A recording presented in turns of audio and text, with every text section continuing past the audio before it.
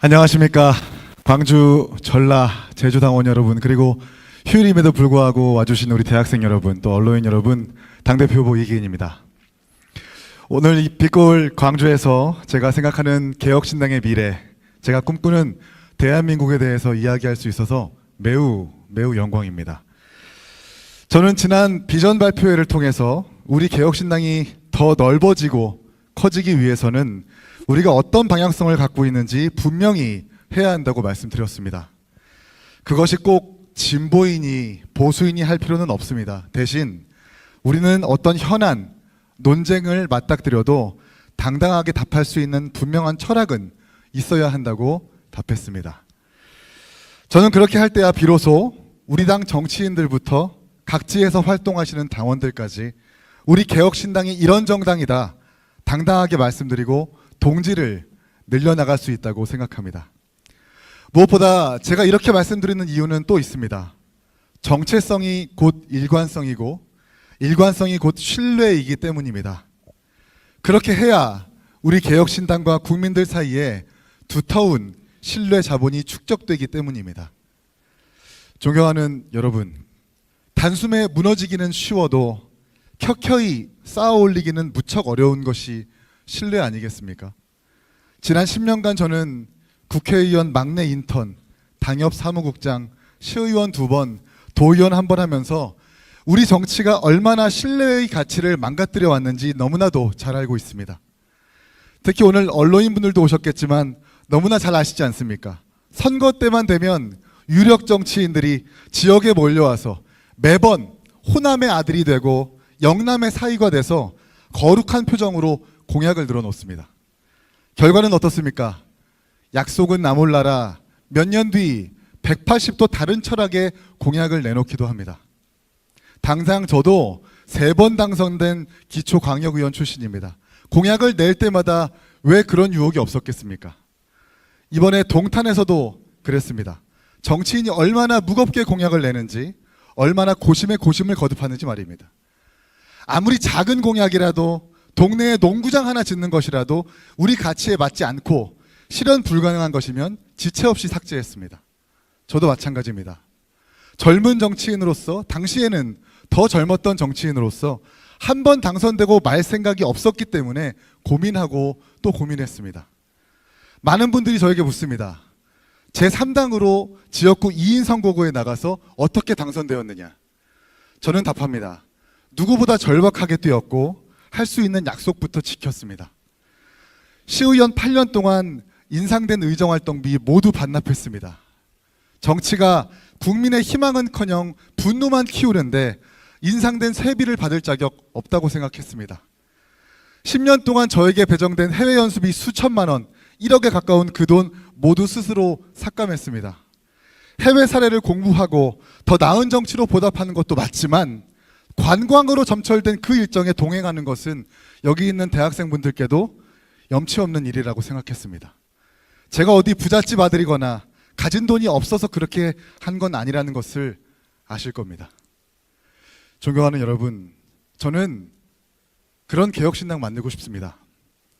정치인들 말은 콩으로 메주를 쓴데도 안 믿는다는 그 비웃음이 아니라 허투루 약속하지 않고 이리저리 철학이 흔들리지 않고 그래서 누구보다 정성스럽게 정치한다는 것을 꼭 증명하고 싶습니다. 우리 개혁신당은 민주당과 국민의힘이 먼저 선점한 자리, 그 이외에 구석 공간을 찾아다니는 그런 정당이 아닙니다. 우리는 그들이 들지 못하는 선명한 깃발을 들고 그들이 주지 못하는 깊은 신뢰를 드리는 정당이어야 합니다. 당대표 이기인, 정치가 얼마나 신뢰받을 수 있는지, 그래서 정치인이라는 직업이 얼마나 멋있어질 수 있는지 입증하는 당대표 되겠습니다. 여러분과 함께 천금 같은 신뢰를 받는 개혁신당 반드시 만들고 싶습니다. 저는 자신 있습니다. 호소드립니다. 지나온 자리로 신뢰의 무게를 측정해 주십시오. 신뢰의 무게가 다른 당대표 기호 3번 이기인을 기억해 주시기 바랍니다. 감사합니다.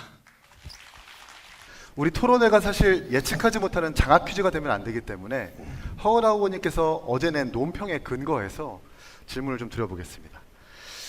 지역 현안과 관련된 이야기입니다. 좀 웅웅거리는데 잘 들어주십시오. 어저께 논평을 하나 내셨습니다. 광주의 군공항과 광주에 있는 국내선 이용을 빨리 무안으로 이전해야 된다. 그래서 지역 상생을 도모해야 된다. 맞습니까? 네, 그렇게 말했습니다. 혹시 그 논평을 내시기 전에 광주와 무안과 전남의 입장을 한번 확인을 해보셨습니까? 기존에 이준석 대표께서도 사실 광주에 와서 그 발언하셨고 그 방향에 대해서 이야기한 바가 있습니다. 그리고 저 같은 경우는 1년에 한 두세 번씩 광주에 방문합니다. 그리고 말씀을 들었습니다. 그러면 이제 과거에 이준석 대표가 발언했었던 그것을 올해 가지고 1월에 말씀하신 논평을 겁니다. 쓰신 것 같은데 저는 정치인들이 이렇게 좀 안 했으면 좋겠습니다. 지금 무안으로 이전해야 된다는 그 논의보다 훨씬 더 진전됐습니다.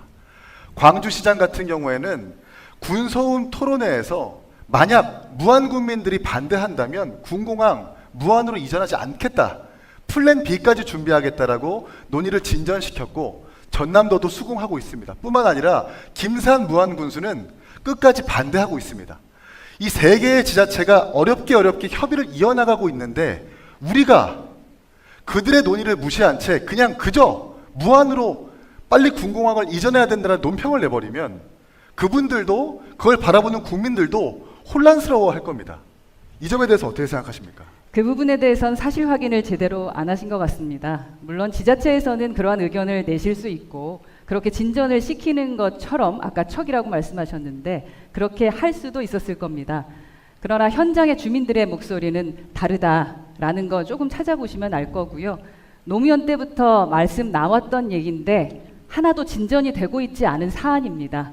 그 부분에 대해서 저는 농공 행상만 하지 말고 이제 실행할 때다라고 말씀드린 거고 후보님, 거기에서 진전이 안 된다는 건 표현한다는 건 조금 잘못 알아보신 게 군공항 특별법도 통과가 됐습니다. 후속 조치도 이뤄지고 있습니다. 다만 광주시에 있는 8명 국회의원들이 한 명도 군공항과 관련돼서 상임위를 지망하지 않았다고 합니다. 이 부분들을 비판받아야 되겠지만 분명히 세 개의 지자체가 조금씩 진도를 나아가고 있습니다. 이런 상황에서 무조건 무안으로 이전해야 된다라는 과거의 입장을 우리가 다시 반복해버리면 분명 광주와 전남과 무안의 정치가 좀 더 혼란스러워지지 않을까 우려스러워서 말씀드렸습니다. 이 부분에 대해서 시간을 주시면 제가 10초만 말씀드려도 되겠습니다. 요 전에 충분히 말씀드린 것 같은데 이제 2분이 남짓 안 남았기 때문에 다른 후보님께 질문 드리고 2차 주도권 토론 때 다시 한번 질문 드릴 수 네, 있도록 알겠습니다. 하겠습니다. 후보님, 특별지방자치단체라는 개념을 아십니까? 질문하십시오. 그러니까 아신다면 뭐 모르셔도 괜찮으니까 특별지방자치단체의 개념을 아시는지 한번 묻고 싶습니다. 말씀해 주십시오. 질문하고 싶은 걸 제가 해주시면 정의를 되겠습니다. 설명을 드리겠습니다. 두 개의 광역 도시가 하나의 광역 사무를 처리하기 위해서 법인을 만들든 함께 안정적으로 행정적으로 협력할 수 있는 제도입니다. 이 부분에 대해서 어떻게 생각하십니까? 광주와 전남이 2022년에 특별지방자치제도를 만들겠다고 용역을 발주했고 또 이것을 지금 추진하고 있습니다. 이것이 어떤 결과를 낳을지 어떻게 바라보는지 좀 의견을 말씀해 주십시오. 구체적으로 질문을 좀 해주셨으면 좋겠습니다.